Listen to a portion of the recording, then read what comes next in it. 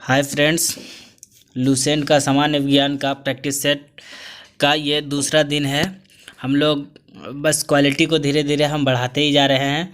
तो हम लोग आते हैं डायरेक्ट क्वेश्चंस पे आते हैं। क्वेश्चन नंबर 20, कल हम 27 तक कराए थे, आज क्वेश्चन नंबर 28 से स्टार्ट कर रहे हैं। क्वेश्चन नंबर 28 क्या कहता है, जीव कोशिकाओं में आनुवांशिक लक्षणों के नियंत्रण में निम्नलिखित में कौन सा उत्तरदायी होता है। तो आनुवांशिकता का बात जब भी आ जाए तो दोस्तों इसमें डायरेक्ट हम लोग का क्वेश्चन, इसका आंसर डी होगा।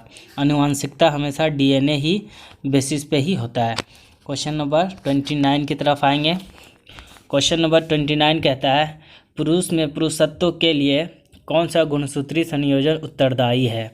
तो पुरुष में पुरुषत्व के लिए एक्स वाई होना है, ठीक ना। एक्स और वाई जब मिलेगा, स्त्री का एक्स और पुरुष का वाई मिलेगा, तो ये गुणसूत्री संयोजन उत्तरदायी होता है पुरुषत्व के लिए।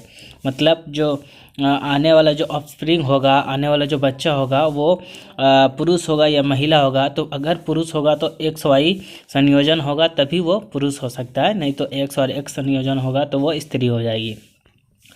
आते हैं क्वेश्चन नंबर 30 की तरफ।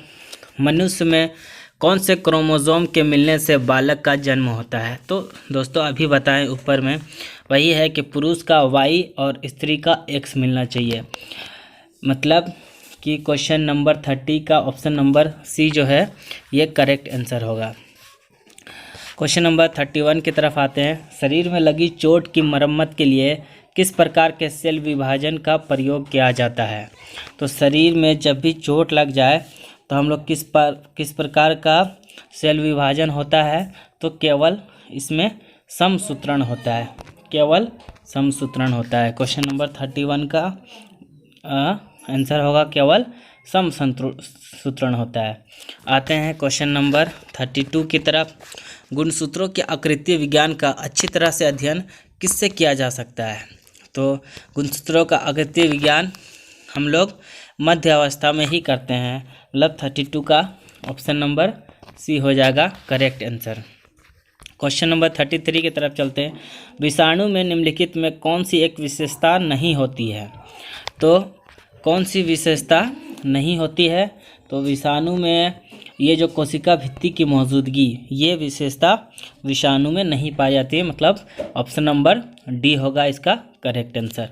क्वेश्चन नंबर 34 के चलते हैं।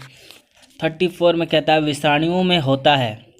तो विषाणु में क्या, या तो आरएनए या डीएनए दोनों मौजूद होता है। मतलब दोनों होगा, या तो आरएनए होगा या तो डीएनए होगा। ये क्वेश्चन नंबर 34 का डी हो जाएगा आंसर। आते हैं क्वेश्चन नंबर 35 की तरफ। पौधों को संक्रमित करने वाले अधिकांश विषाणु में क्या होता है। तो क्या है इसमें, केवल दोहरे तंतुगछ वाला आरएनए। मतलब क्वेश्चन नंबर 35 का आंसर हो जाएगा डी हो जाएगा। क्वेश्चन नंबर 36 की तरफ चलते हैं। 36 क्या कहता है, निम्नलिखित कथनों में से कौन सा या कौन से सही है। बोलता क्या है, विषाणु संक्रमित कर सकते हैं। अब विषाणु संक्रमित किसको कर सकते हैं। तो विषाणु जीवाणुओं को कर सकते हैं, कवकों को कर सकते हैं, पादपों को कर सकते हैं। तो ये तीनों में इसका आंसर हो जाएगा डी हो जाएगा। यानी 1 2 3 मतलब जीवाणु को भी कर सकता है, कवक को भी कर सकता है और विषाणु को भी, पादपों को भी ये अफेक्ट कर सकता है। क्वेश्चन नंबर 37 की तरफ आते हैं। निम्नलिखित में से सर्वप्रथम किस वायरस की खोज हुई। तो सबसे पहले TMV की खोज हुई थी। मतलब क्वेश्चन नंबर 37 का आंसर हो जाएगा, आंसर इसका हो जाएगा सी। क्वेश्चन नंबर 37 का आंसर सी हो जाएगा। क्वेश्चन नंबर 38 की तरफ चलते हैं। एड्स मानव प्रतिरक्षाहीनता विषाणु के द्वारा होता है। मतलब HIV के द्वारा होता है। जो क्या होता है, ये एक रिट्रो वायरस होता है। क्वेश्चन नंबर 39 की तरफ आते हैं। जंतुओं में होने वाली फुट एंड माउथ रोग किसके कारण उत्पन्न होती है। तो जंतुओं में जो फुट एंड माउथ रोग है वो जीवाणुओं के कारण होती है। तो इसका ऑप्शन नंबर ए हो जाएगा, दैट इज जीवाणु। आते हैं क्वेश्चन नंबर 40 की तरफ। इबोला क्या है। तो इबोला क्या है, एक वायरस है। हम लोग सुने थे केरल में इबोला वायरस ही स्टार्ट हुआ था और ये जो कोरोना वायरस है, और इससे पहले वो इबोला वायरस आया था। तो ये है क्वेश्चन नंबर 40 का आंसर ए हो जाएगा इसका। तो क्वेश्चन नंबर 41 की तरफ चलते हैं। दूध के दही के रूप में जमने का कारण क्या होता है? तो क्वेश्चन नंबर दूध के दही के रूप में जमने का क्या कारण होता है? तो ये एक बैक्टीरिया होता है जिसको हम लोग लैक्टोबैसिलस कहते हैं। मतलब ऑप्शन नंबर 6 का करेक्ट आंसर होगा। क्वेश्चन नंबर 42 की तरफ चलते हैं। निम्नलिखित में कौन सा नाइट्रोजन फिक्सिंग बैक्टीरिया है?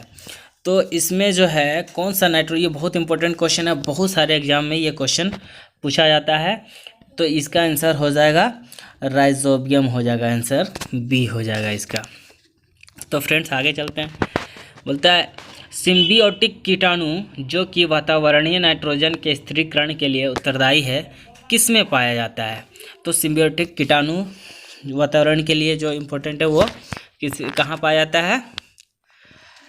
तो ये मटर में पाया जाता है।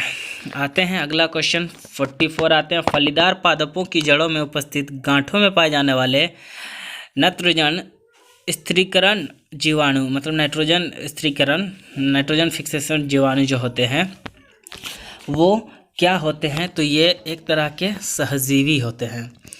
तो इसका ऑप्शन नंबर सी हो जाएगा। क्वेश्चन नंबर 45 की तरफ आते हैं। आनुवांशिक हेरफेर द्वारा प्राकृतिक पृथकों से विकसित जीवाणु का कौन सा जीवाणु विविध समुद्र में बिखेर तेल का निवारण करने के लिए उपयोग में लाया जा सकता है? यह भी क्वेश्चन इंपॉर्टेंट है और जनरली इसमें स्टूडेंट्स क्या होते हैं, कंफ्यूज होते हैं। तो इसका आंसर हो जाएगा स्यूडोमोनास। इसका आंसर हो जाएगा ऑप्शन नंबर डी जो है स्यूडोमोनास हो जाएगा। क्वेश्चन नंबर 46 की तरफ आते हैं कि रेफ्रिजरेशन, जिसको प्रशीतन कहते हैं, रेफ्रिजरेशन खाद्य परिरक्षण में मदद करता है। अब ये कैसे मदद करता है? तो हम लोग देखते क्या है 46 का, जैव रासायनिक अभिक्रिया की दर को कम करके ये होता है। तो इसका आंसर हो जाएगा बी, 46 का बी हो जाएगा।